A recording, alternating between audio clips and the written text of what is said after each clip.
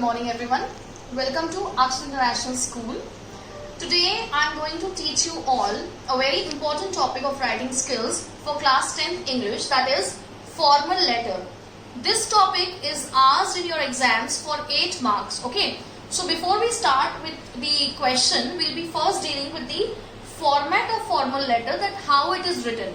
And before that, why this formal letter is used. This formal letter is usually written to the editor or to anybody who is in a higher authority to you. Okay. Now why do we write this letter? We write this letter usually to have any complaint regarding the water sanitation problem, or maybe regarding the electricity problem, or for placing order, replacing order. So there are various categories which come under formal letter. The first category is the letter to the editor. Okay. So first thing in this is format sender's address. Now this sender's address you have to write, which is given in your question. This address would be given in the question itself. So you have to copy down the same address. Next comes the date. Now date should be written in the same format. Like you don't have to write date, but then you have to write 24th March, comma 2020. So this TH is important. After March, this comma is important, and this 2020, it should go in full. Okay. Next is receiver's address. Now as we are writing the letter to the editor, so obviously the receiver's address would be the editor, Times of India, and Ujjain or Delhi, whatever, which is mentioned in your question itself. Next comes your subject.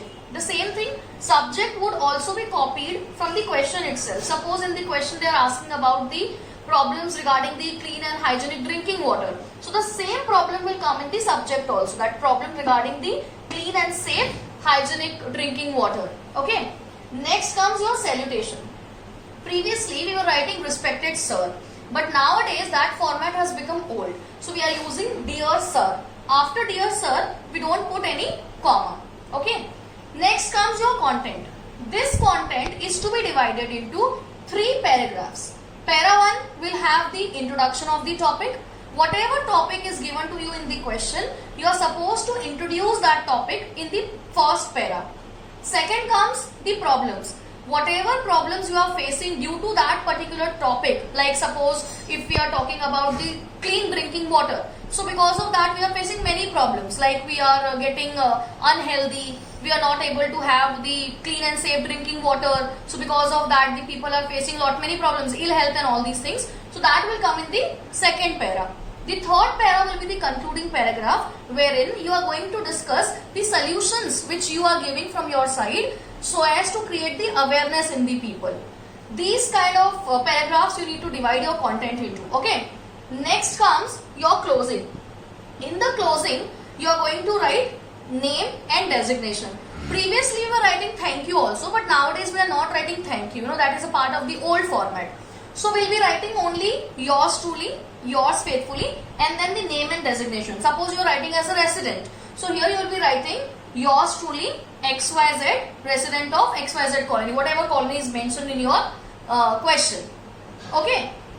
Certain things you need to keep in mind while writing this formal letter. The first thing is the word limit. Usually the word limit which is given in the question is 100 to 150 words. So first of all you need to be very precise while writing. Second thing is the language of the letter should be very formal.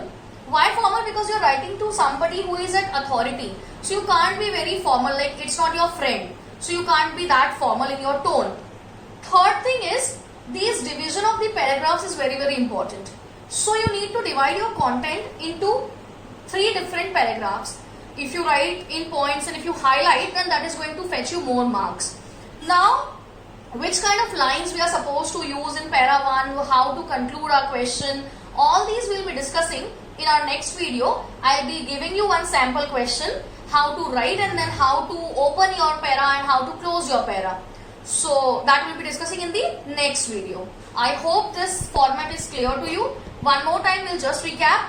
First is the sender's address, then date 24th March 2020, then receiver's address. Here the receiver is the editor, then subject which is already mentioned in the question, salutation, dear sir or ma'am, content which is divided into 3 different paragraphs, Para 1 is introduction, para 2 is the problems, para 3 is the conclusion, and then your closing and signing off.